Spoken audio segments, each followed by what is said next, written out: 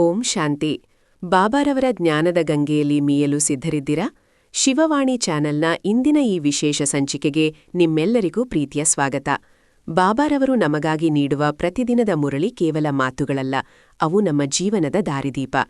ಇಂದಿನ ದಿನನಿತ್ಯದ ಮುರಳಿ ಮಂಥನದ ಮೂಲಕ ನಾವು ಸ್ವಯಂ ಪರಿವರ್ತನೆಯ ಹಾದಿಯಲ್ಲಿ ಒಂದು ಹೆಜ್ಜೆ ಮುಂದೆ ಸಾಗೋಣ. ಬನ್ನಿ, ಇಂದಿನ ಮಧುರ ಮಹಾವಾಕ್ಯಗಳನ್ನು ಆಲಿಸೋಣ. ಗೊತ್ತಾ, ನಾವೆಲ್ಲರೂ ಒಂದು ಹಳೆಯ ಸಂಪೂರ್ಣವಾಗಿ ಶಿಥಿಲವಾದ ಮನೆಯಲ್ಲಿ ವಾಸಿಸ್ತಿದ್ದೇವೆ ಅಂತ ಒಂದು ಕ್ಷಣ ಕಲ್ಪನೆ ಮಾಡ್ಕೊಳ್ಳಿ. ಹೌದು. ಆ ಮನೆಯ ಗೋಡೆಗಳೆಲ್ಲ ಬಿರುಕು ಬಿಟ್ಟಿವೆ, ಮೇಲ್ಛಾವಣಿ ಯಾವ ಕ್ಷಣದಲ್ಲಾದ್ರೂ ಬೀಳಬಹುದು ಅನ್ನೋದು ಸ್ಪಷ್ಟವಾಗಿ ಕಾಣ್ತಿದೆ. ಆದರೂ ನಮ್ಗೆ ಆ ಮನೆಯ ಮೇಲೆ ಎಲ್ಲಿಲ್ಲದ ಮೋಹ. ಆದ್ರೆ ಸರಿಯಾಗಿ ಅದೇ ಸಮಯಕ್ಕೆ ಒಬ್ಬ ಅತ್ಯಂತ ನುರಿತ ದಯಾಮಯಿ ಮಾಸ್ಟರ್ ಬಿಲ್ಡರ್ ಒಬ್ಬ ಮಹಾನ್ ಶಿಲ್ಪಿ ಬರ್ತಾರೆ. ಖಂಡಿತ. ಅವರು ನಮ್ಗಾಗಿ ಒಂದು ಅದ್ಭುತವಾದ ಹೊಸ ಮನೆಯನ್ನು ನಿರ್ಮಿಸಿರ್ತಾರೆ ಅಲ್ವಾ? ಹೌದು, ಸಂಪೂರ್ಣ ಹೊಸ, ಸರ್ವಗುಣಸಂಪನ್ನವಾದ ಮನೆ. ಅವರು ನಮ್ಮನ್ನು ಈ ಅಪಾಯಕಾರಿ ಮನೆಯಿಂದ ಅಲ್ಲಿಗೆ ಕರೆದೊಯ್ಯಲು ಬಂದಿದ್ದಾರೆ. ಆದ್ರೆ ಅಲ್ಲಿಗೆ ಹೋಗ್ಬೇಕಾದ್ರೆ ನಾವು ಮೊದಲು ಈ ಹಳೆಯ ಮನೆಯ ಮೇಲಿನ ವ್ಯಾಮೋಹವನ್ನು ಬಿಡಬೇಕಾಗುತ್ತೆ. ಇಂದಿನ ನಮ್ಮ ಈ ಜ್ಞಾನಮಂಥನದಲ್ಲಿ ನಾವು ಅಧ್ಯಯನ ಮಾಡುತ್ತಿರುವ ಮುರಳಿಯ ಮೂಲ ಸಾರವೇ ಇದು ನೋಡಿ. ಓಂ ಶಾಂತಿ. ನಿಜಕ್ಕೂ ಇದು ನಮ್ಮ ಪ್ರಸ್ತುತ ಪರಿಸ್ಥಿತಿಯನ್ನು ವಿವರಿಸಲು ಅತ್ಯಂತ ಸೂಕ್ತವಾದ ಉದಾಹರಣೆ ಅಂತ ಹೇಳ್ಬೋದು. ಈ ಬೀಳುತ್ತಿರುವ ಹಳೆಯ ಮನೆ ಬೇರೆ ಯಾವುದೂ ಅಲ್ಲ, ನಾವು ಈಗ ವಾಸಿಸುತ್ತಿರುವ ಈ ಹಳೆಯ ತಮೋಪ್ರಧಾನ ಪ್ರಪಂಚ. ನಿಜ. ಆಹಾ, ಮಹಾನ್ ಶಿಲ್ಪಿ, ನಮ್ಮೆಲ್ಲರ ಪರಮಪಿತ ಪರಮಾತ್ಮ ಹಳೆಯ ಪ್ರಪಂಚದ ಅಂತಿಮ ಸಮಯ ಮತ್ತು ಹೊಸ ಪ್ರಪಂಚದ ಸ್ಥಾಪನೆಯ ಈ ಅತ್ಯಂತ ನಿರ್ಣಾಯಕ ಘಟ್ಟದಲ್ಲಿ ನಾವು ಅಲ್ಲಿಗೆ ಹೇಗೆ ಸುರಕ್ಷಿತವಾಗಿ ಹೋಗ್ಬೇಕು, ನಮ್ಮ ಆಂತರಿಕ ಸ್ಥಿತಿಯನ್ನ ಹೇಗೆ ಬದಲಾಯಿಸಿಕೊಳ್ಬೇಕು ಅಂತ ಶಿವಬಾಬಾ ಇಂದು ಬಹಳ ಸ್ಪಷ್ಟವಾಗಿ ವಿವರಿಸಿದ್ದಾರೆ. ಹಾಗಾದ್ರೆ ತಡ ಮಾಡದೆ ಪರಮಾತ್ಮನ ಆ ಅತ್ಯಂತ ಮಧುರವಾದ ಮಹಾವಾಕ್ಯಗಳಿಂದಲೇ ಇಂದಿನ ಮಂಥನ ಶುರು ಮಾಡೋಣ. ಮಧುರ ಮಕ್ಕಳೇ, ನಿಮ್ಮದು ಇದು ಅದ್ಭುತವಾದ ವಿಶ್ವವಿದ್ಯಾಲಯವಾಗಿದೆ. ಇದರಲ್ಲಿ ಹಾಳಾಗಿರುವುದನ್ನು ಸರಿಪಡಿಸುವಂಥ ಭೋಲಾನಾಥ ತಂದೆಯು ಶಿಕ್ಷಕನಾಗಿ ಓದಿಸ್ತಾರೆ. ಇಲ್ಲಿ ನೋಡಿ, ಪ್ರತಿಯೊಂದು ಶಬ್ದದಲ್ಲೂ ಎಷ್ಟೊಂದು ಆಳವಾದ ಮನಃಶಾಸ್ತ್ರ ಅಡಗಿದೆ ಗೊತ್ತಾ? ಬಾಬಾ ಕೇವಲ ಸೃಷ್ಟಿಕರ್ತನಾಗಿ ಬಂದಿಲ್ಲ, ಅವರು ಭೋಲಾನಾಥನಾಗಿ ಬಂದಿದ್ದಾರೆ. ಮುಗ್ಧರನಾಥ, ಅಪಾರ ಕರುಣೆಯ ಸಾಗರ. ಭೋಲಾನಾಥ ಕೇಳಲಕ್ಕೂ ಎಷ್ಟು ಮಧುರವಾಗಿದೆ ಅಲ್ವಾ? ಹೌದು ಹೌದು. ಲೌಕಿಕ ಜಗತ್ತಿನಲ್ಲಿ ಹೇಗಿರುತ್ತೆ ಒಂದು ವಸ್ತು ಹಾಳಾದ್ರೆ ಅದನ್ನು ನಾವು ಬಿಸಾಡ್ತೇವೆ, ಯಾರಾದರೂ ದಾರಿ ತಪ್ಪಿದ್ರೆ ಸಮಾಜ ಅವರನ್ನು ತಿರಸ್ಕರಿಸುತ್ತೆ. ಆದರೆ ಈ ಅದ್ಭುತವಾದ ಈಶ್ವರೀಯ ವಿಶ್ವವಿದ್ಯಾಲಯದಲ್ಲಿ ಹಾಗಲ್ಲ. ಖಂಡಿತ. ನಮ್ಮ ಆತ್ಮದ ಸ್ಥಿತಿ ಎಷ್ಟೇ ಕೆಳಮಟ್ಟಕ್ಕೆ ಇಳಿದಿದ್ರೂ, ನಾವು ಎಷ್ಟೇ ಪತಿತರಾಗಿದ್ರೂ ಆ ಭೋಲಾನಾಥ ತಂದೆ ನಮ್ಮನ್ನ ದೂರ ಮಾಡುವುದಿಲ್ಲ. ಬದಲಾಗಿ ಒಬ್ಬ ಶಿಕ್ಷಕನಾಗಿ ಕುಳಿತು ತಾಳ್ಮೆಯಿಂದ ಜ್ಞಾನ ಕೊಟ್ಟು ನಮ್ಮನ್ನು ಸರಿಪಡಿಸುವ ಜವಾಬ್ದಾರಿ ಹೊತ್ತಿದ್ದಾರೆ. ಇದು ನಿಜಕ್ಕೂ ಎಂಥ ದೊಡ್ಡ ಆಶ್ವಾಸನೆ ನಮ್ಗೆ. ನಾವು ನಮ್ಮ ತಪ್ಪುಗಳಿಗಾಗಿ ಕೊರಗುವ ಅವಶ್ಯಕತೆಯಿಲ್ಲ, ಬದಲಾಗಿ ಕಲಿಯುವ ವಿದ್ಯಾರ್ಥಿಗಳಾಗಬೇಕು. ಇದೇ ಹಿನ್ನೆಲೆಯಲ್ಲಿ ಬಾಬಾ ಇಂದು ಒಂದು ಬಹಳ ಮುಖ್ಯವಾದ ಪ್ರಶ್ನೆ ಕೇಳಿದ್ದಾರೆ. ಪ್ರಶ್ನೆ ಹೀಗಿದೆ: ಈ ಅಂತಿಮ ಸಮಯದಲ್ಲಿ ನೀವು ಮಕ್ಕಳು ಎಲ್ಲರಿಗೆ ಯಾವ ಲಕ್ಷ್ಯವನ್ನು ಕೊಡುತ್ತೀರಿ? ಬಹಳ ಆಳವಾದ ಪ್ರಶ್ನೆ ಇದು. ಅದಕ್ಕೆ ಉತ್ತರ: ಹೇ ಆತ್ಮರೇ, ಈಗ ಪಾವನರಾಗಿರಿ. ಪಾವನರಾಗದೆ ಹಿಂತಿರುಗಿ ಹೋಗಲು ಸಾಧ್ಯವಿಲ್ಲ. ಅರ್ಧಕಲ್ಪದ ಯಾವ ರೋಗವು ಅಂಟಿದೆಯೋ ಅದರಿಂದ ಮುಕ್ತರಾಗಲು ನೀವು ಎಲ್ಲರನ್ನೂ 7 ದಿನಗಳ ಭಟ್ಟಿಯಲ್ಲಿ ಕುಳ್ಳಿರಿಸುತ್ತೀರಿ. ಪತಿತರ ಸಂಗದಿಂದ ದೂರವಿರಬೇಕು, ಯಾವುದೇ ನೆನಪು ಬರಬಾರದು. ಆಗ ಬುದ್ಧಿಯಲ್ಲಿ ಸ್ವಲ್ಪ ಜ್ಞಾನದ ಧಾರಣೆಯಾಗುವುದು. ಈ ಉತ್ತರವನ್ನು ನಾವು ಸ್ವಲ್ಪ ಆಳವಾಗಿ ವಿಶ್ಲೇಷಣೆ ಮಾಡಬೇಕು. ಬಾಬಾ ಇಲ್ಲಿ ಅರ್ಧಕಲ್ಪದ ರೋಗ ಅಂತ ಒಂದು ಗಂಭೀರವಾದ ಪದ ಬಳಸಿದ್ದಾರೆ ನೋಡಿ. ಇದು ದ್ವಾಪರ ಯುಗದಿಂದ ಶುರುವಾಗಿ ಜನ್ಮ ಜನ್ಮಾಂತರಗಳಿಂದ ನಮ್ಮ ಆತ್ಮಕ್ಕೆ ಅಂಟಿಕೊಂಡಿರುವ ದೇಹಭಾನದ ರೋಗ. ಓಹೋ, ಕಾಮ, ಕ್ರೋಧ, ಲೋಭದಂತಹ ವಿಕಾರಗಳ ರೋಗ ಅಲ್ವಾ? ಹೌದು, ಖಂಡಿತ. ಈಗ ನೋಡಿ, ಯಾರಿಗಾದರೂ ದೀರ್ಘಕಾಲದ ಕಾಯಿಲೆ ಉಲ್ಬಣಗೊಂಡಾಗ ಅವರನ್ನ ಮನೆಯಲ್ಲೇ ಇಟ್ಕೊಂಡು ಚಿಕಿತ್ಸೆ ಕೊಡಲು ಆಗುತ್ತಾ? ಇಲ್ಲ ತಾನೆ. ಅವರನ್ನ ಆಸ್ಪತ್ರೆಯ ತೀವ್ರ ನಿಗಾ ಘಟಕದಲ್ಲಿ, ಒಂದು ರೀತಿಯ ಆಧ್ಯಾತ್ಮಿಕ ಐಸೋಲೇಷನ್ನಲ್ಲಿ ಇಡಬೇಕಾಗುತ್ತೆ. ಹಾಗೆಯೇ ಈ 7 ದಿನಗಳ ಭಟ್ಟಿ ಅನ್ನೋದು ಆತ್ಮದ ಒಂದು ಆಧ್ಯಾತ್ಮಿಕ ತೀವ್ರ ನಿಗಾ ಘಟಕ ಇದ್ದ ಹಾಗೆ. ಒಂದು ನಿಮಿಷ, ಇಲ್ಲಿ ಒಂದು ಸಹಜವಾದ ಪ್ರಶ್ನೆ ಬರುತ್ತೆ. ನಾವೆಲ್ಲರೂ ಲೌಕಿಕ ಜವಾಬ್ದಾರಿ ಇರೋರು, ಉದ್ಯೋಗ, ಕುಟುಂಬ, ಸಮಾಜ ಎಲ್ಲವೂ ಇರುತ್ತೆ. ಭಟ್ಟಿ ಕೇವಲ 7 ದಿನಗಳ ಕಾಲ ಯಾವುದೋ ಶಿಬಿರದಲ್ಲಿ ಒಂದು ಕೋಣೆಯೊಳಗೆ ಬಂಧಿಯಾಗಿರ್ಬೇಕಾ? ಖಂಡಿತ ಹಾಗಲ್ಲ. ಭಟ್ಟಿ ಅದರ ಮೂಲ ಅರ್ಥ ಬೆಂಕಿಯ ಕುಲುಮೆ. ಚಿನ್ನವನ್ನು ಶುದ್ಧ ಮಾಡಲು ಕುಲುಮೆಯಲ್ಲಿ ಹಾಕ್ತಾರಲ್ವೇ ಹಾಗೆ ಇಲ್ಲಿ ಭೌತಿಕವಾಗಿ ಎಲ್ಲೋ ದೂರ ಹೋಗುವುದಕ್ಕಿಂತ ಮಾನಸಿಕವಾಗಿ ದೂರಾಗುವುದು ಬಹಳ ಮುಖ್ಯ. ಅಂದ್ರೆ ಆಂತರಿಕವಾಗಿ ಪ್ರತ್ಯೇಕವಾಗಿರೋದು. ನಿಖರವಾಗಿ ಬಾಬಾ ಹೇಳ್ತಾರೆ, ಯೋಗ ಅಗ್ನಿಯ ಮೂಲಕ ಆತ್ಮವನ್ನು ಶುದ್ಧ ಮಾಡಬೇಕು ಅಂತ. ಪತಿತರ ಸಂಘದಿಂದ ಸಂಪೂರ್ಣವಾಗಿ ದೂರ ಇರಬೇಕು. ಅಂದ್ರೆ ಯಾರನ್ನು ದ್ವೇಷ ಮಾಡಬೇಕು ಅಂತಲ್ಲ, ಬದಲಾಗಿ ನಮ್ಮ ಸುತ್ತಮುತ್ತಲಿನ ಹಳೇ ಪ್ರಪಂಚದ ಆ ಹಳೇ ಸಂಬಂಧಗಳ ವಿಕಾರಿ ಯೋಚನೆಗಳ ಪ್ರಭಾವ ನಮ್ಮ ಮನಸ್ಸಿನ ಮೇಲೆ ಬೀಳ್ದಂತೆ ಒಂದು ರಕ್ಷಣಾ ಕವಚ ಹಾಕೊಳ್ಳೋದು. ಓ, ಇದೊಂದು ರೀತಿಯ ಆಧ್ಯಾತ್ಮಿಕ ನಿರ್ವಿಷೀಕರಣ ಅಂತ ಹೇಳ್ಬೋದು. ಹೌದು, ಅದ್ಭುತವಾದ ಪದ. ಲೌಕಿಕ ಪ್ರಪಂಚದ ಚಿಕ್ಕಪುಟ್ಟ ವ್ಯರ್ಥ ಯೋಚನೆಗಳು ಕೂಡ ನಮ್ಮ ಧ್ಯಾನದ ಏಕಾಗ್ರತೆಯನ್ನು, ನಮ್ಮ ಸ್ಥಿತಿಯನ್ನು ಭಂಗ ಮಾಡುತ್ತವೆ. ಬುದ್ಧಿ ಸಂಪೂರ್ಣ ಖಾಲಿಯಾದಾಗ ಮಾತ್ರ, ಶುದ್ಧವಾದಾಗ ಮಾತ್ರ ಪರಮಾತ್ಮನ ಜ್ಞಾನ ಅಲ್ಲಿ ನೆಲೆನಿಲ್ಲಲು ಸಾಧ್ಯ. ನಿಜ. ಪಾತ್ರೆ ಒಳಗಿನಿಂದ ಶುದ್ಧವಾಗಿದ್ರೆ ಮಾತ್ರ ಅದರಲ್ಲಿ ಅಮೃತ ತುಂಬಬಹುದು. ಇಲ್ಲಿ ನನಗೆ ಇನ್ನೊಂದು ಕುತೂಹಲಕಾರಿಯಾದ ಅಂಶ ಎದ್ದು ಕಾಣುತ್ತಿದೆ. ನಮ್ಮ ಲೌಕಿಕ ಶಿಕ್ಷಣ ವ್ಯವಸ್ಥೆಗೂ ಬಾಬಾ ಹೇಳುವ ಈ ಈಶ್ವರೀಯ ವಿಶ್ವವಿದ್ಯಾಲಯಕ್ಕೂ ಇರುವ ಅಗಾಧವಾದ ವ್ಯತ್ಯಾಸ ನೋಡಿ. ಏನದು?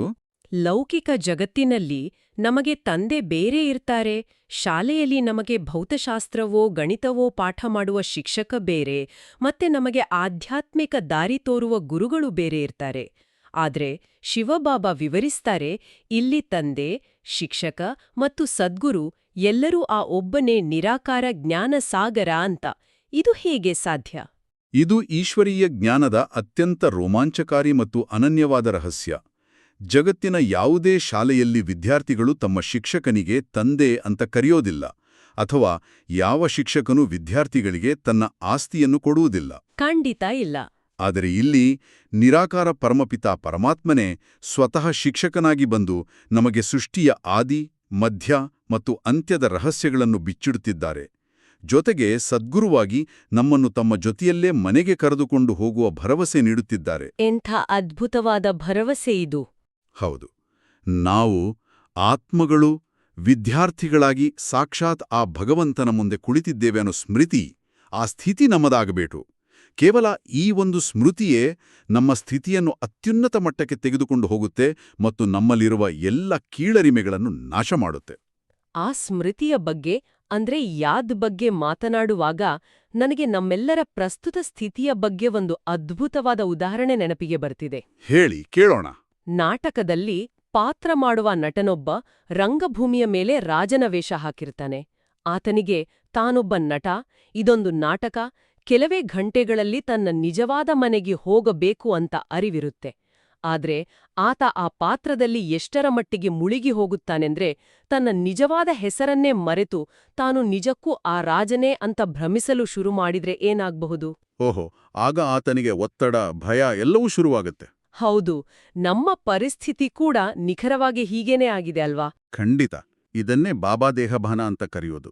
ಆತ್ಮ ಅನ್ನೋದು ಒಂದು ಚೈತನ್ಯ ಶಕ್ತಿ, ಒಂದು ಪ್ರಕಾಶಮಾನವಾದ ಬಿಂದು. ಅದೇ ಈ ಕಣ್ಣುಗಳ ಮೂಲಕ ನೋಡುತ್ತೆ, ಬಾಯಿಯ ಮೂಲಕ ಮಾತನಾಡುತ್ತೆ, ಕರ್ಮೇಂದ್ರಿಯಗಳ ಮೂಲಕ ಕೆಲಸ ಮಾಡುತ್ತೆ. ಆದ್ರೆ ಈ ಶರೀರದ ಮೇಲಿನ ವಿಪರೀತ ವ್ಯಾಮೋಹದಿಂದ ಏನಾಗಿದೆ ಅಂದ್ರೆ, ಶರೀರಕ್ಕಿಟ್ಟಿರುವ ಹೆಸರನ್ನೇ, ಆ ಹುದ್ದೆಯನ್ನೇ ತನ್ನ ನಿಜವಾದ ಗುರುತು ಅಂತ ಆತ್ಮ ಭಾವಿಸ್ಬಿಟ್ಟಿದೆ. ನಾನು ಇಂಜಿನಿಯರ್, ನಾನು ಇಂಥವರ ತಾಯಿ ಅನ್ನುವ ಅಹಂಕಾರ. ಹೌದು, ಈ ದೇಹಭಾನವೇ ನಮ್ಮ ಎಲ್ಲ ದುಃಖಗಳಿಗೆ, ರೋಗಗಳಿಗೆ ಮೂಲ ಕಾರಣ. ನಾವು ಕನ್ನಡಿಯ ಮುಂದೆ ನಿಂತಾಗ ನಮ್ಗೆ ಬರೀ ಶರೀರ ಕಾಣುತ್ತೆ ಹೊರತು ಒಳಗಿರುವ ಚೈತನ್ಯ ಶಕ್ತಿ ಕಾಣಲ್ಲ. ಆದ್ರೆ ಪರಮಾತ್ಮನ ವಿಶೇಷತೆ ನೋಡಿ. ಅವರು ತಮಗೆ ಯಾವುದೇ ಭೌತಿಕ ಶರೀರವಿಲ್ಲ, ಜನ್ಮ ಮರಣಗಳ ಚಕ್ರವಿಲ್ಲ ಅಂತ ಸ್ಪಷ್ಟಪಡಿಸುತ್ತಾರೆ. ಅವರ ಹೆಸರು ಎಂದೆಂದಿಗೂ ಶಿವ ಮಾತ್ರ. ಶರೀರ ಬದಲಾದಂತೆ ಮನುಷ್ಯರ ಹೆಸರು ಬದಲಾಗುತ್ತೆ, ಆದರೆ ಪರಮಾತ್ಮನಿಗೆ ಈ ಬದಲಾವಣೆ ಇಲ್ಲ. ನಿಖರವಾಗಿ ಹೇಳಿದಿರಿ. ಇದೇ ಕಾರಣಕ್ಕೆ ಆತ್ಮ ತನ್ನ ಮೂಲ ಸ್ವರೂಪದಲ್ಲಿ ಹೇಗಿತ್ತು ಅನ್ನೋದನ್ನ ಪರಮಾತ್ಮನೇ ಬಂದು ನೆನಪಿಸಬೇಕಾಗಿದೆ. ಆರಂಭದಲ್ಲಿ, ಅಂದ್ರೆ ಸತ್ಯಯುಗದಲ್ಲಿ, ಆತ್ಮವು ಅತ್ಯಂತ ಪವಿತ್ರ, ಸಂಪೂರ್ಣ ಸತೋಪ್ರಧಾನವಾಗಿರುತ್ತೆ. ಅಲ್ಲಿ ಸಂಪೂರ್ಣ ಸುಖ ಇರುತ್ತೆ ಅಲ್ವಾ? ಹೌದು. ಆದರೆ ಜನ್ಮಗಳನ್ನ ತಗೊಳ್ತಾ ದೇಹದ ವ್ಯಾಮೋಹದಲ್ಲಿ ಸಿಲುಕಿತಂತೆ, ಈ ಪ್ರಕೃತಿಯ ಸಂಪರ್ಕಕ್ಕೆ ಬಂದಂತೆ ಆತ್ಮದ ಶಕ್ತಿ ಕುಂದುತ್ತಾ ಹೋಗುತ್ತೆ. ಇದು ಸತೋಪ್ರಧಾನದಿಂದ ಸತೋ, ನಂತರ ರಜೋ ಮತ್ತು ಅಂತಿಮವಾಗಿ ಇಂದಿನ ತಮೋಪ್ರಧಾನ ಸ್ಥಿತಿಗೆ ಕುಸಿಯುತ್ತೆ. ಈ ತಮೋಪ್ರಧಾನ ಸ್ಥಿತಿಯಲ್ಲೇ ವಿಕರ್ಮಗಳು, ಅಂದ್ರೆ ಪಾಪಕರ್ಮಗಳು ಶುರುವಾಗೋದು.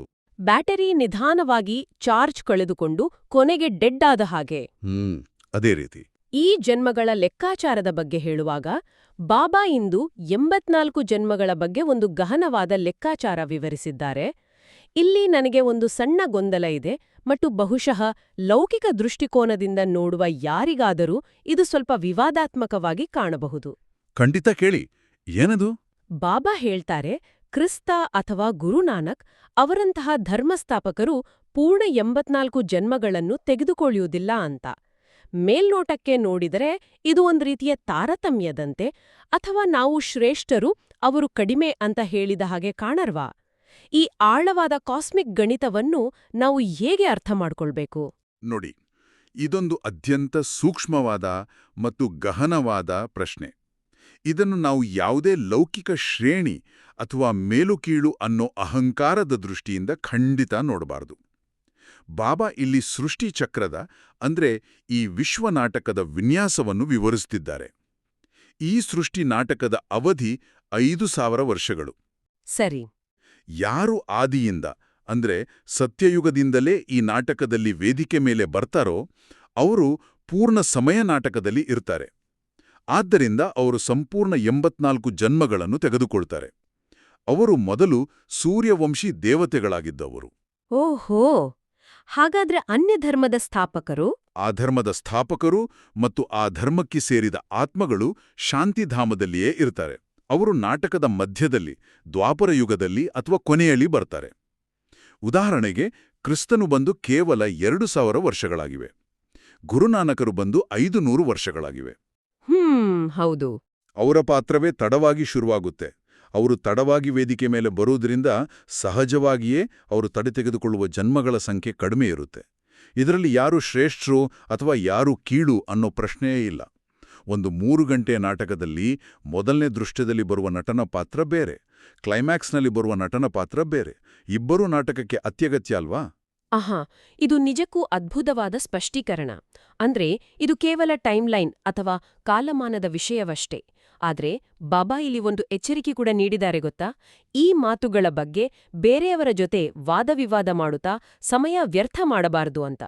ಹೌದು, ನಮ್ಮ ಮುಖ್ಯ ಗುರಿ ಈ ಚಕ್ರವನ್ನು ಅರ್ಥ ಮಾಡಿಕೊಂಡು ಪುರುಷಾರ್ಥ ಮಾಡುವುದೇ ಹೊರತು ತಾರ್ಕಿಕ ಜಗಳಗಳಲ್ಲಿ ಸಿಲುಕಿಕೊಳ್ಳುವುದಲ್ಲ. ಜ್ಞಾನವು ನಮ್ಮನ್ನು ವಾದಕ್ಕೆ ಇಳಿಸಬಾರದು, ಬದಲಾಗಿ ನಮ್ಮನ್ನು ಶಾಂತಗೊಳಿಸಬೇಕು. ಈ ಹಳೆಯ ತಮೋಪ್ರಧಾನ ಪ್ರಪಂಚದಿಂದ ನಮ್ಮನ್ನು ಮಾನಸಿಕವಾಗಿ ಮುಕ್ತಗೊಳಿಸಬೇಕು. ಇಲ್ಲಿಯೇ ವೈರಾಗ್ಯದ ಕಲ್ಪನೆ ಬರುವುದು. ವೈರಾಗ್ಯ? ಈ ಪದವನ್ನು ಕೇಳಿದ ತಕ್ಷಣ ನಮ್ಗೆಲ್ಲ ಸಾಮಾನ್ಯವಾಗಿ ಕಾಡಿಗೆ ಹೋಗಿ ಮನೆ ಮಠ ಬಿಟ್ಟು ತಪಸ್ಸು ಮಾಡಬೇಕು ಅಂತ ಯೋಚನೆ ಬರುತ್ತೆ. ಆದ್ರೆ ಶಿವ್ಬಾಬಾ ವಿವರಿಸುವ ವೈರಾಗ್ಯ ಬಹಳ ಭಿನ್ನವಾಗಿದೆ ಮತ್ತು ಪ್ರಾಯೋಗಿಕವಾಗಿದೆ. ನಮ್ಮ ಆರಂಭದ ಉದಾಹರಣೆಗೆ ಮರಳುವುದಾದರೆ, ಆ ಹೊಸ ಮನೆ ತಯಾರಾಗ್ತಿರುವಾಗ ನಮ್ಗೆ ಈ ಹಳೆಯ ಬೀಳುತ್ತಿರುವ ಮನೆಯ ಬಗ್ಗೆ ಕಾಳಜಿ ಇರೋದಿಲ್ಲ. ತಾನಾಗಿಯೇ ಒಂದು ರೀತಿಯ ನಿರ್ಲಿಪ್ತತೆ ಮೂಡುತ್ತೆ. ಇದನ್ನೇ ಬಾಬಾ ಬೇಹದ್ದಿನ ವೈರಾಗ್ಯ ಎನ್ನುತ್ತಾರೆ ಅಲ್ವೇ? ಸಂಪೂರ್ಣವಾಗಿ. ಬಾಬಾ ನಮಗೆ ಕಾಡಿಗೆ ಹೋಗಲು ಹೇಳುವುದಿಲ್ಲ. ಕುಟುಂಬದಲ್ಲೇ ಇರಿ, ಜವಾಬ್ದಾರಿ ನಿಭಾಯಿಸಿ, ಆದರೆ ಮನಸ್ಸಿನಿಂದ ಈ ತಮೋಪ್ರಧಾನವಾದ ರಾವಣ ರಾಜ್ಯದ ಆಕರ್ಷಣೆಗಳಿಂದ ಬಿಡಿಸಿಕೊಳ್ಳಿ ಎನ್ನುತ್ತಾರೆ. ಹಳೆಯ ಪೊರೆಯನ್ನು ಹಾವು ಹೇಗೆ ಸಹಜವಾಗಿ ಬಿಡುತ್ತೋ ಹಾಗೆ ನಾವು ಈ ಹಳೆಯ ಪ್ರಪಂಚದ ವ್ಯಾಮೋಹ ಬಿಡಬೇಕು. ಏಕೆಂದರೆ ಈ ಹಳೆಯ ಪ್ರಪಂಚ ಸಂಪೂರ್ಣವಾಗಿ ಭ್ರಷ್ಟಾಚಾರಿಯಾಗಿದೆ. ಲೌಕಿಕ ಜಗತ್ತಿನಲ್ಲಿ ಜನರು ಕೇವಲ ಹಣ, ದಲಂಚ, ಮೋಸವನ್ನು ಮಾತ್ರ ಭ್ರಷ್ಟಾಚಾರ ಅಂತಾರೆ. ಹೌದು, ಆದರೆ ಬಾಬಾ ಬಹಳ ಆಳವಾದ ಸತ್ಯವನ್ನು ಸ್ಪಷ್ಟಪಡಿಸ್ತಾರೆ. ವಿಕಾರಗಳಿಗೆ ವಶವಾಗುವುದು, ವಿಶೇಷವಾಗಿ ಕಾಮವಿಕಾರದಲ್ಲಿ ಮುಳುಗುವುದೇ ಅತಿ ದೊಡ್ಡ ಭ್ರಷ್ಟಾಚಾರ. ಏಕೆಂದರೆ ಅದು ಆತ್ಮದ ಮೂಲ ಪವಿತ್ರತೆಯನ್ನೇ ಕಸಿದುಕೊಳ್ಳುತ್ತೆ. ಈ ಭ್ರಷ್ಟ ವಿಕಾರಿ ಪ್ರಪಂಚದಿಂದ ಬಿಡಿಸಿಕೊಂಡು ಸಂಪೂರ್ಣ ನಿರ್ವಿಕಾರಿ ಪ್ರಪಂಚವಾದ ಸತ್ಯಯುಗಕ್ಕೆ ಹೋಗ್ಬೇಕೆಂದ್ರೆ ನಮಗೆ ಹಳೆಯ ಪ್ರಪಂಚದ ಮೇಲೆ ಸಂಪೂರ್ಣ ವೈರಾಗ್ಯ ಬೇಕು. ಹಾಗಾದ್ರೆ ಜನ್ಮ ಜನ್ಮಾಂತರಗಳಿಂದ ಅಂಟಿಕೊಂಡಿರುವ ಈ ಅತಿದೊಡ್ಡ ಭ್ರಷ್ಟಾಚಾರದಿಂದ, ಈ ವಿಕಾರಗಳಿಂದ ನಮ್ಮ ಆತ್ಮವನ್ನು ನಾವು ಹೇಗೆ ಶುದ್ಧೀಕರಿಸಿಕೊಳ್ಳಬೇಕು? ಅದಕ್ಕಿರುವ ಏಕೈಕ ಪ್ರಬಲವಾದ ಮಾರ್ಗ ಯೋಗಾಗ್ನಿ. ಕೇವಲ ಪುಸ್ತಕ ಓದುವುದರಿಂದಾಗಲಿ ಅಥವಾ ನಾನು ಆತ್ಮ ಅಂತ ಬಾಯಲ್ಲಿ ಹೇಳುವುದರಿಂದಾಗಲಿ ಪಾಪಗಳು ನಾಶವಾಗುವುದಿಲ್ಲ. ಅದಕ್ಕೆ ಪರಮಾತ್ಮನ ನಿರಂತರ ಅತ್ಯಂತ ಪ್ರೀತಿಯ ನೆನಪು ಬೇಕು. ಆ ನೆನಪೇ ಯೋಗಾಗ್ನಿ. ಆ ಯೋಗಾಗ್ನಿಯಲ್ಲಿ ನಮ್ಮ ಒಳಗಿನ ತಮೋಪ್ರಧಾನ ಸಂಸ್ಕಾರಗಳು, ಜನ್ಮ ಜನ್ಮಾಂತರದ ವಿಕರ್ಮಗಳು ಭಸ್ಮವಾಗುತ್ತವೆ. ಈ ಪುರುಷಾರ್ಥವನ್ನು, ಈ ಶ್ರಮವನ್ನು ನಾವೀಗ ಮಾಡಲೇಬೇಕಾಗಿದೆ. ಏಕೆಂದರೆ ಸೃಷ್ಟಿ ನಾಟಕ ಈಗ ತನ್ನ ಅಂತಿಮ, ಮುಕ್ತಾಯದ ಹಂತದಲ್ಲಿದೆ. ಇದು ನಾವೆಲ್ಲರೂ ನಮ್ಮ ನಿಜವಾದ ಮನೆಗೆ, ಶಾಂತಿಧಾಮಕ್ಕೆ ಹಿಂದಿರುಗುವ ಸಮಯ. ಹೌದು, ಈ ಹಳೆಯ ವಸ್ತ್ರದಂತಹ ಶರೀರ, ಈ ಹಳೆಯ ಭೌತಿಕ ಸಂಬಂಧಗಳನ್ನು ಬಿಟ್ಟು ನಮ್ಮ ಮಧುರವಾದ ಮನೆಗೆ ಮರಳುವ ಸಮಯ ಇದು. ಇಷ್ಟು ಗಹನವಾದ ಜ್ಞಾನವನ್ನು ನೀಡಿದ ಆ ಪರಮಪಿತನ ಅತ್ಯಂತ ಮಧುರವಾದ ನೆನಪು ಮತ್ತು ಪ್ರೀತಿಯನ್ನು ಸ್ವೀಕರಿಸುವ ಸಮಯವಿದು. ಮಧುರಾತಿ ಮಧುರ ಅಗಲಿ ಹೋಗಿ ಮರಳಿ ಸಿಕ್ಕಿರುವ ಮಕ್ಕಳ ಪ್ರತಿ ಮಾತಾಪಿತಾ ಬಾಪ್ದಾದಾರವರ ನೆನಪು, ಪ್ರೀತಿ ಹಾಗೂ ಸುಪ್ರಭಾತ. ಆತ್ಮಿಕ ಮಕ್ಕಳಿಗೆ ಆತ್ಮಿಕ ತಂದೆಯ ನಮಸ್ತೆ. ಓಂ ಶಾಂತಿ. ಆ ಅದ್ಭುತವಾದ ಪ್ರೀತಿಯ ಕಂಪನಗಳನ್ನು ಅನುಭವಿಸಿದ ನಂತರ ಈಗ ಈ ಜ್ಞಾನವನ್ನು ನಮ್ಮ ಇಂದಿನ ದಿನನಿತ್ಯದ ಜೀವನದಲ್ಲಿ ಹೇಗೆ ಅಳವಡಿಸಿಕೊಳ್ಳಬೇಕು, ಅಂದ್ರೆ ಧಾರಣೆ ಹೇಗೆ ಮಾಡಬೇಕು ಎಂಬುದರ ಕಡೆಗೆ ನಮ್ಮ ಗಮನ ಹರಿಸೋಣ. ಇಂದಿನ ಧಾರಣೆಗಾಗಿ ಬಾಬಾ 2 ಅತ್ಯಂತ ಪ್ರಾಯೋಗಿಕ ಅಂಶಗಳನ್ನು ನೀಡಿದ್ದಾರೆ. ಸರಿ, ನೋಡೋಣ. 1ನೇಯದಾಗಿ, ಯಾವುದೇ ಮಾತಿನ ವಾದವಿವಾದದಲ್ಲಿ ಸಮಯವನ್ನು ವ್ಯರ್ಥ ಮಾಡಬಾರದು. ವ್ಯರ್ಥ ಮಾತುಗಳಲ್ಲಿ ಬುದ್ಧಿ ಹೋಗಬಾರದು. ನೆನಪಿನ ಯಾತ್ರೆಯಿಂದ ವಿಕರ್ಮವನ್ನು ವಿನಾಶ ಮಾಡಿಕೊಳ್ಳಬೇಕು. ಆತ್ಮಾಭಿಮಾನಿಯಾಗಿರುವ ಅಭ್ಯಾಸ ಮಾಡಿಕೊಳ್ಳಬೇಕು. ನೋಡಿ, ಈ ಮೊದಲನೇ ಧಾರಣೆ ಇಂದಿನ ನಮ್ಮ ಆಧುನಿಕ, ಬಿಡುವಿಲ್ಲದ ಜೀವನಕ್ಕೆ ಮತ್ತು ಕೆಲಸದ ಒತ್ತಡಕ್ಕೆ ಅತ್ಯಂತ ಪ್ರಸ್ತುತವಾಗಿದೆ. ನಮ್ಮ ಕೆಲಸದ ಸ್ಥಳದಲ್ಲಿ, ಕಚೇರಿಯಲ್ಲಿ ಅಥವಾ ಕುಟುಂಬದಲ್ಲಿ ಪ್ರತಿದಿನವೂ ವಾದ-ವಿವಾದಗಳಿಗೆ, ಭಿನ್ನಾಭಿಪ್ರಾಯಗಳಿಗೆ ಹತ್ತಾರು ಅವಕಾಶಗಳು ಸೃಷ್ಟಿಯಾಗುತ್ತವೆ. ಹೌದು, ಯಾರ್ ಸರಿ ಯಾರ್ ತಪ್ಪು ಅಂತ ಜಗಳ ಆಡ್ತೇವೆ. ಖಂಡಿತ. ಆ ರೀತಿ ಸಾಬೀತುಪಡಿಸಲು ನಾವು ನಮ್ಮ ಅಗಾಧವಾದ ಮಾನಸಿಕ ಶಕ್ತಿಯನ್ನು, ಸಮಯವನ್ನು ವ್ಯರ್ಥ ಮಾಡುತ್ತೇವೆ. ಇದರಿಂದ ನಮ್ಮ ಆತ್ಮದ ಸ್ಥಿತಿ ಕೆಳಮಟ್ಟಕ್ಕೆ ಇಳಿಯುತ್ತೆ. ಆದರೆ ಬಾಬಾ ಸ್ಪಷ್ಟವಾಗಿ ನಿರ್ದೇಶನ ನೀಡುತ್ತಿದ್ದಾರೆ, ಬುದ್ಧಿಯನ್ನು ವ್ಯರ್ಥ ಮಾತುಗಳಿಂದ ಹಿಂತೆಗೆದುಕೊಂಡು ಆತ್ಮಾಭಿಮಾನಿ ಸ್ಥಿತಿಯಲ್ಲಿ ನೆಲೆಸಬೇಕು. ವಾದ ಮಾಡುವ ಬದಲು ಒಳಗಿನ ಮೌನದಲ್ಲಿ ಯೋಗ ಅಗ್ನಿಯನ್ನು ಪ್ರಜ್ವಲಿಸಿ ವಿಕರ್ಮ ವಿನಾಶ ಮಾಡಿಕೊಳ್ಬೇಕು ಅಂತ. ಖಂಡಿತ. ಇನ್ನು 2ನೇ ಧಾರಣೆ, ಹಳೆಯ ಪ್ರಪಂಚದಿಂದ ಮುಖವನ್ನು ತಿರುಗಿಸಿಕೊಳ್ಳಬೇಕು. ಶಾಂತಿ ಮತ್ತು ಸುಖಧಾಮವನ್ನು ನೆನಪು ಮಾಡಬೇಕು. ಹೊಸ ಮನೆಯು ತಯಾರಾಗುತ್ತಿದೆ, ಆದ್ದರಿಂದ ಹಳೆಯ ಮನೆಯ ಮೇಲಿನ ವ್ಯಾಮೋಹ ತೆಗೆಯಬೇಕು ಎಂಬುದು.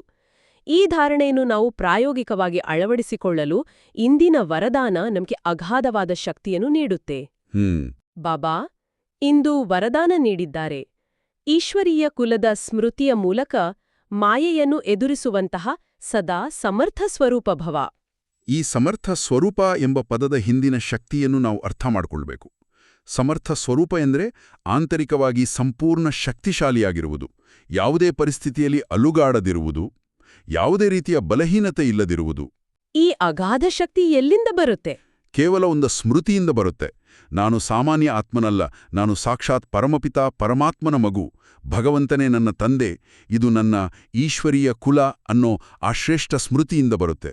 ನಾವು ಯಾವುದೇ ಕೆಲಸ ಮಾಡ್ತಿರ್ಲಿ, ಟ್ರಾಫಿಕ್ನಲ್ಲಿ ಸಿಲುಕಿರ್ಲಿ, ಕಚೇರಿಯ ಮೀಟಿಂಗ್ನಲ್ಲಿರ್ಲಿ, ನಾನು ಪ್ರತಿಯೊಂದು ಸೆಕೆಂಡು ಈಶ್ವರಿಯ ಸೇವೆಯಲ್ಲಿದ್ದೇನೆ ಅನ್ನುವ ಭಾವನೆ ನಮ್ಮಲ್ಲಿದ್ರೆ ಸಾಕು. ಓಹೋ, ಆಗ ಮಾಯ ಬರಲ್ಲಲ್ವಾ? ಖಂಡಿತ ಇಲ್ಲ. ಮಾಯೆ ಅಂದ್ರೆ ನಕಾರಾತ್ಮಕ ಯೋಚನೆಗಳು, ವಿಕಾರಗಳು, ಭಯ ನಮ್ಮ ಬಳಿ ಸುಳಿಯಲು ಸಾಧ್ಯವೇ ಇಲ್ಲ. ನಾವು ಮಾಯಾಜೀತರಾಗುತ್ತೇವೆ. ಇದೊಂದು ರೀತಿಯ ಅದೃಶ್ಯ ರಕ್ಷಣಾ ಕವಚವಿದ್ದಂತೆ. ಆದ್ರೆ ನಾವು ಹೀಗೆ ಆಧ್ಯಾತ್ಮಿಕ ಮಾರ್ಗದಲ್ಲಿ ನಡೆಯುವಾಗ, ಮೌನವಾಗಿರುವಾಗ, ಲೌಕಿಕ ಪ್ರಪಂಚ ನಮ್ಮ ಉದ್ದೇಶಗಳನ್ನು ತಪ್ಪಾಗಿ ಅರ್ಥೈಸುವುದು ಸಾಮಾನ್ಯ. ಆಗ ನಮ್ಮನ್ನು ನಾವು ಸಮರ್ಥಿಸಿಕೊಳ್ಳುವ, ನಾನು ಸರಿಯಾಗಿದ್ದೇನೆ ಅಂತ ಸಾಬೀತುಪಡಿಸುವ ಒಂದು ದೊಡ್ಡ ಆತಂಕ, ತುಡಿತ ನಮ್ಮಲ್ಲಿ ಶುರುವಾಗತ್ತೆ. ಈ ಸಮಸ್ಯೆಗೆ ಇಂದಿನ ಸ್ಲೋಗನ್ ಒಂದು ಅದ್ಭುತವಾದ ಮದ್ದಾಗಿದೆ. ಏನ್ ಹೇಳುತ್ತೆ ಇಂದಿನ ಸ್ಲೋಗನ್? ಸ್ಲೋಗನ್ ಹೀಗಿದೆ: ಸತ್ಯತೆಯು ಸಮಯದನುಸಾರ ಸ್ವಯಂ ತಾನೇ ಸಿದ್ಧವಾಗುವುದು, ಅದನ್ನು ಸಿದ್ಧ ಮಾಡುವ ಅವಶ್ಯಕತೆಯಿಲ್ಲ. ಮನೋವಿಜ್ಞಾನದ ದೃಷ್ಟಿಯಿಂದಲೂ ಇದೊಂದು ಅತ್ಯಂತ ಪ್ರಬಲವಾದ ಚಿಂತನೆ. ನಾವು ಜೀವನದಲ್ಲಿ ಅರ್ಧಕ್ಕಿಂತ ಹೆಚ್ಚು ಒತ್ತಡವನ್ನು ಅನುಭವಿಸುವುದೇ ಇತರರ ದೃಷ್ಟಿಯಲ್ಲಿ ನಮ್ಮನ್ನು ನಾವು ಸರಿ ಅಂತ ಸಾಬೀತುಪಡಿಸಲು ಹೋಗಿ. ಆದರೆ ಸತ್ಯಕ್ಕೆ ಯಾವುದೇ ವಕೀಲರ ಅಗತ್ಯವಿಲ್ಲ. ಆಹಾ, ಸತ್ಯಕ್ಕೆ ವಕೀಲರ ಅಗತ್ಯವಿಲ್ಲ, ಎಂತಹ ಮಾತು! ಹೌದು, ಸತ್ಯವೇ ಒಂದು ಸ್ವಯಂ ಪ್ರಕಾಶಿತ ಶಕ್ತಿ. ನಾವು ನಮ್ಮ ಸತ್ಯದ, ಪ್ರಾಮಾಣಿಕತೆಯ ಮತ್ತು ಶ್ರೀಮತದ ಪಥದಲ್ಲಿ ಸ್ಥಿರವಾಗಿದ್ರೆ ಸಾಕು, ಸಮಯ ಬಂದಾಗ ಆ ಸತ್ಯವೇ ಜಗತ್ತಿಗೆ ತನ್ನನ್ನು ತಾನು ಸಾಬೀತುಪಡಿಸುತ್ತೆ. ಈ ಒಂದು ಚಿಂತನೆಯನ್ನು ಅಳವಡಿಸಿಕೊಂಡರೆ ಅದು ನಮ್ಮನ್ನು ಎಷ್ಟೊಂದು ವೃಥಾ ಆತಂಕಗಳಿಂದ, ವಿವಾದಗಳಿಂದ ಮತ್ತು ಭಯದಿಂದ ಮುಕ್ತಗೊಳಿಸುತ್ತೆ ಅಲ್ವಾ? ನಾವು ಸಂಪೂರ್ಣ ನಿರಾಳರಾಗ್ತೇವೆ. ಹೌದು, ಮನಸ್ಸಿನ ಭಾರವೆಲ್ಲ ಇಳಿದೋದಂಟಾಗುತ್ತೆ. ಇದು ಅಹಂಕಾರವನ್ನು ಬಿಡುವುದರ ಸಂಕೇತವೂ ಹೌದು. ಕೊನೆಯದಾಗಿ, ಇಂದಿನ ಅವ್ಯಕ್ತ ಸೂಚನೆ ನಮ್ಮೆಲ್ಲರಿಗೂ ನಮ್ಮ ಆಂತರಿಕ ಸ್ಥಿತಿಯನ್ನು ಪರೀಕ್ಷಿಸಿಕೊಳ್ಳಲು ಒಂದು ಕನ್ನಡಿ ಹಿಡಿದಂತಿದೆ. ಅವ್ಯಕ್ತ ಸೂಚನೆಯಲ್ಲಿ ಬಾಬ್ದಾದ ವಿವರಿಸ್ತಾರೆ, ಮಹಾನರಾಗಲು ಮಧುರತೆ ಮತ್ತು ನಮ್ರತೆಯ ಗುಣಧಾರಣೆ ಮಾಡಿ ಅಂತ. ಬಾಬ್ದಾದ ಇಲ್ಲಿ ಒಂದು ಬಹಳ ಎಚ್ಚರಿಕೆಯ ಮಾತನ್ನು ನೀಡ್ತಾರೆ. ಸೇವೆ ಮಾಡುವಾಗ ನಾನು ಮಾಡಿದೆ ಎಂಬ ಅಹಂಕಾರ, ಜ್ಞಾನದ ಅಭಿಮಾನ ಅಥವಾ ಬುದ್ಧಿಯ ಅಭಿಮಾನವು ಯಾವಾಗ್ಲೂ ನಮ್ಮ ಹಾದಿಯಲ್ಲಿ ವಿಘ್ನಗಳನ್ನು ತರ್ತದೆ. ಇದನ್ನು ಸಮಾಪ್ತಿ ಮಾಡಲು ಒಂದೇ ಶಬ್ದ ನೆನ್ಪಿಟ್ಕೊಳ್ಳಿ: ನಾನು ನಿಮಿತ್ತನಾಗಿದ್ದೇನೆ. ಲೌಕಿಕ ಜಗತ್ತಿನಲ್ಲಿ ಜನರು ಸಾಧನೆ ಮಾಡಿದಾಗ ನಾನು ಮಾಡಿದೆ ಅಂತ ಬೀಗುತ್ತಾರೆ. ಅದೇ ಅಹಂಕಾರ ಅವರ ಪತನಕ್ಕೂ ಕಾರಣವಾಡುತ್ತೆ. ಆದರೆ ಈ ಈಶ್ವರಿಯ ಸೇವೆಯಲ್ಲಿ ನಾನು ನಿಮಿತ್ತ ಎಂಬ ಭಾವನೆ ನಮ್ಮೊಳಗೆ ಆಳವಾಗಿ ಬೇರೂರಿದಾಗ ನಮಗೆ ನಿರಹಂಕಾರಿ ಮತ್ತು ನಮ್ರಚಿತ್ತ ಅವಸ್ಥೆ ಅತ್ಯಂತ ಸಹಜವಾಗಿ ಬರುತ್ತೆ. ಆಗ ನಮ್ಮ ಜೀವನದಲ್ಲಿ, ನಮ್ಮ ಸೇವೆಯಲ್ಲಿ ಎಂತಹ ವಿಘ್ನಗಳೂ ಬರುವುದಿಲ್ಲ ಮತ್ತು ನಾವು ನಿಜವಾದ ಅರ್ಥದಲ್ಲಿ ಮಹಾನಾಗ್ತೇವೆ. ಅತ್ಯದ್ಭುತ! ಇಷ್ಟೊಂದು ಗಹನವಾದ ರಹಸ್ಯಗಳನ್ನು ನಾವು ಕೇವಲ ಬೌದ್ಧಿಕ ಮಟ್ಟದಲ್ಲಿ, ಕೇವಲ ಚರ್ಚೆಯ ಮಟ್ಟದಲ್ಲಿ ಉಳಿಸ್ಕೊಳ್ಬಾರ್ದು. ಬದಲಾಗಿ ಇದನ್ನು ನಮ್ಮ ಆತ್ಮದ ಆಳಕ್ಕೆ ಇಳಿಸ್ಕೊಳ್ಬೇಕು.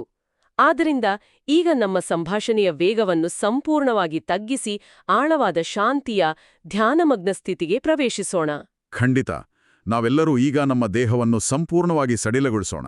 ಹೊರಗಿನ ಪ್ರಪಂಚದ ಎಲ್ಲಾ ಶಬ್ದಗಳನ್ನು, ದಿನನಿತ್ಯದ ಗಡಿಬಿಡಿಯ ಯೋಚನೆಗಳನ್ನು ಬಿಟ್ಟುಬಿಡೋಣ.